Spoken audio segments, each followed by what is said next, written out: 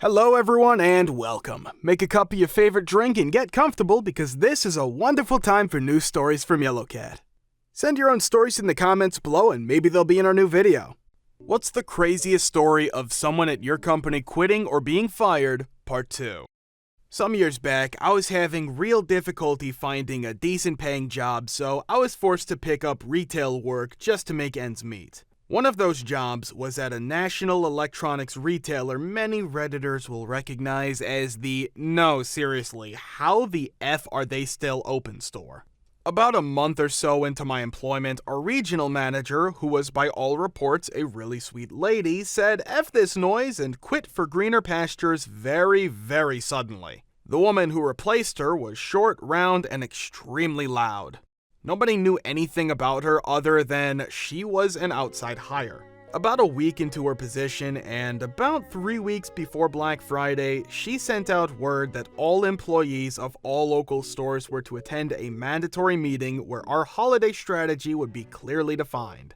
Now, the majority of that meeting turned out to be basically no different than new hire orientation. Seriously, no new or relevant information, nothing about upcoming sales, products, nothing that couldn't have been just as easily disseminated in an effing flyer taped to the break room wall. Until we got to the end, when our new RM began explaining how we would now handle our extended warranties. So, little background. Almost every single product in the store could have an extended warranty attached. They didn't call it that, but I forgot the exact term, and every single extended warranty was basically useless and added anywhere from $5 to $40 to the price. Home office leaned really hard on us to sell a certain number of them per overall transactions. Low numbers were grounds for dismissal. So we were already expected to be pretty aggressive about selling this useless S to begin with when Short and Shouty brays at us that we're going to have the best extended warranty numbers in the country starting now. And her brilliant plan of action was what she called 5 no's and 5 whys. This was her plan exactly. We were to present the extended warranty to the customer, and we were not to take no for an answer until they had declined 5 times. And then, after the 5th no, we were to ask them why. 5 times. Now, my jaw is in my effing lap because this is the absolute worst idea I have ever heard in my life. Rule of thumb is you get 2 no's. One when you bring it up, and the next and final after you explain exactly what they're missing out on, and then you drop it and finalize the effing transaction. If this S was actually implemented and enforced, we'd be chasing customers out the door. So Short and Shouty start splitting us up, a room of maybe 45 people, into small groups so we can roleplay 5 no's and 5 whys, and as everyone else is filtering off to the sides of the large room, I'm still sitting there in my chair because holy dongs, I cannot believe this is real. So Short and Shouty eyes me and blasts, "How come you aren't with your group?" into my face from point blank range, and I'm just staring at her trying to choose the most diplomatic way to put this. And I hear myself say, "Because this is a terrible plan and I won't do it." And the room goes very quiet. And Short and Shouty goes very red. Before she can erupt, I say, "Look, this is just not a workable idea. The average customer will lose their patience by the 3rd no. By the 5th, we have lost that customer and we'll be asking them the 5 whys while they're getting back in their cars and driving to our competitors. What you are asking us to do is the opposite of customer service." And then she started shouting. She roared jet engine decibels directly into my face for a solid minute, screaming so loud that her entire body shook about what I will do because I will fall into line, and so if I know what is effing good for me, I will join my effing group and effing roleplay the 5 effing no's and the 5 effing whys, and I will not ever question her or anyone else for the rest of my life, or she will fire me so hard my great-grandchildren will be drawing unemployment. And she is staring at me, heaving, furious, her finger thrust at my assigned group like she is the mother effing queen of hearts, and the full weight of 45 pairs of eyes are burning right through me. And my stomach is churning like a GD dishwasher, and I am thinking, okay, this is salvageable, this is humiliating, but it is salvageable. The money isn't good, but it's steady and you need it. You are not exactly swimming in job offers. You need the money and you need it very badly. Your pride is not as important as the paycheck. Just apologize. I am telling myself, apologize, swallow the humiliation and stick it out until something better comes along. And I stood up and I looked her right in the eye and I said, "Go F yourself, you incompetent turd." About 4 years ago, I was a receptionist in a medical office. One morning, I arrived to open our urgent care center and the MD on call wasn't there. Normal, he was always late. After an hour had passed and patients were lining up, I walked down to his office to see if he was just waiting to be called down. He wasn't there. I went back down to urgent care and started checking people in. I heard some commotion down the hall while another MD came down to start seeing the patients that were now piling up. It turned out the MD that was on call cleaned his office out and quit via letter he slipped under his office door. I was finishing up my degree and working full-time for a regional big-box-style electronic retailer. Our warehouse manager, we will call him Brian, was a very interesting character. He was your typical good old boy, drove a pickup truck, never finished high school, but was very large and intimidating because of his tendency to be quick to anger. Brian constantly complained about his home life and how terrible his marriage was and his old woman's gambling problem. One day, while working in the camera section front of the store, Brian comes bursting out of the warehouse, quickly gaining the attention of everyone on the floor. He began shouting expletives to everyone, screaming how he was rich, and ran into the general manager's office and told him to kiss his A and began to walk around the store screaming at all the customers and employees about how much he hated them.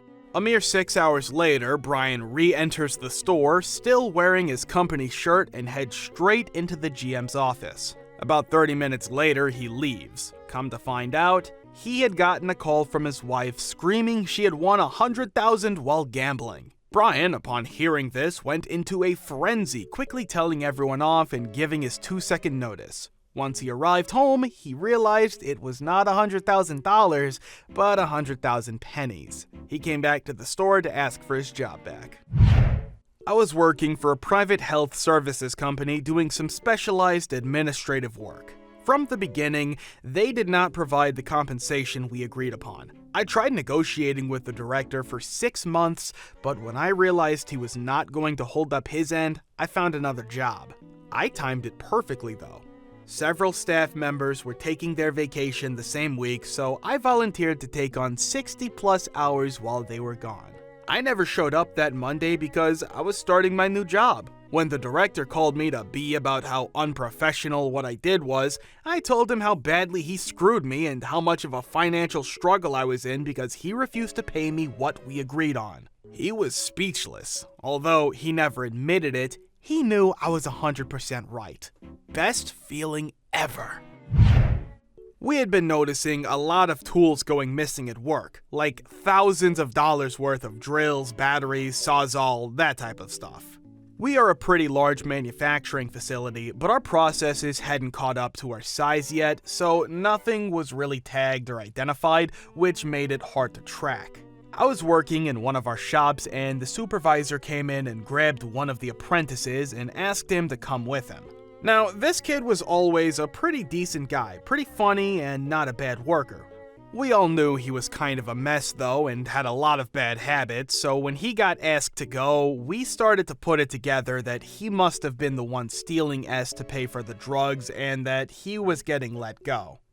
He comes back a little bit later and confirms that he was fired and grabs a couple of things but doesn't touch his tools. Very odd considering that's how we make our living. One of the guys asks if he's going to take them and all he said was, "Nope, don't need them, but watch for me in the news." Then he left. We kind of looked at each other and laughed, figured he was just peed off and that he'd come back and grab them when he calmed down. Nope. It turns out he had some relationship issues going on along with a rampant drug use, which he had even more time to enjoy now that he had no job. He ended up assaulting the girlfriend, and when she split in her car, he ran down the street to a convenience store and carjacked some poor lady's ride. She managed to get out before he took off.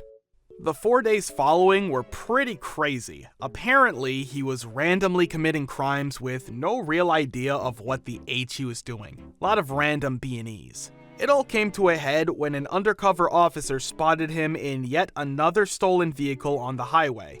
Mr. Name Withheld received a decently long jail term for his efforts, and I've never heard from him since. I worked for a major electronics retailer, and we were coming up on a major new product being released that Friday. With it being released on a Friday, the store shipment arrived on Thursday, and the pallets are completely wrapped in heavy-duty black cling film, so there is no way to determine what is in there. All stores would receive the shipment this way and were given explicit instructions to remove the black film at 5 a.m. and begin checking in the new product. Until then, it would be tucked away in a secure corner of the stockroom.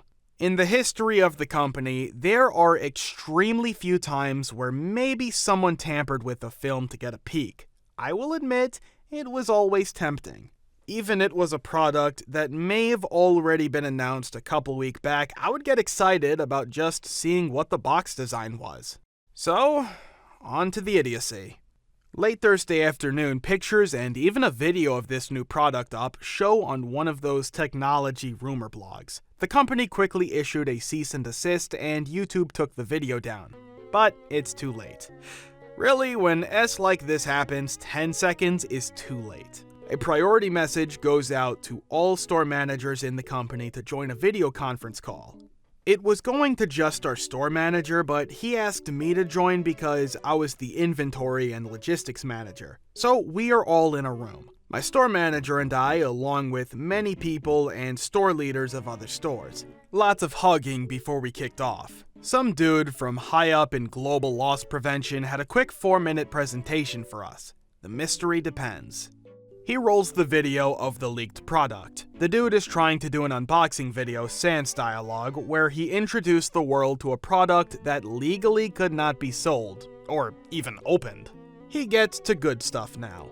The person holding and demonstrating the phone had disguised his voice by doing an Indian accent and even worked in some Simpsons references. Loss prevention dude stopped the video and wanted to give us the best clues and how we should handle this. First was that the guy is left-handed. He didn't write anything during the unboxing. Insane and cool that someone was able to determine in the way he does other things with his hands. But here it is, the best part. More photo stills, not just once, not just twice. We are given a good glimpse of about 1/2 to 3/4 an inch of the tip of the tattoo he has on his forearm.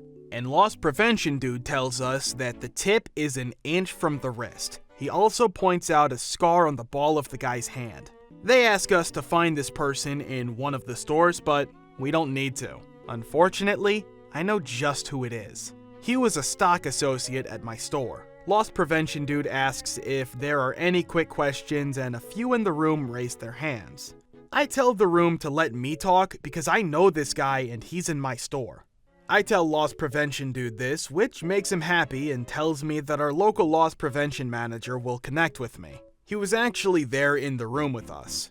Conference call ended, and me and this other guy creeped on my employee's Facebook page to find enough photos of that tattoo and that scar to 100% know it's him.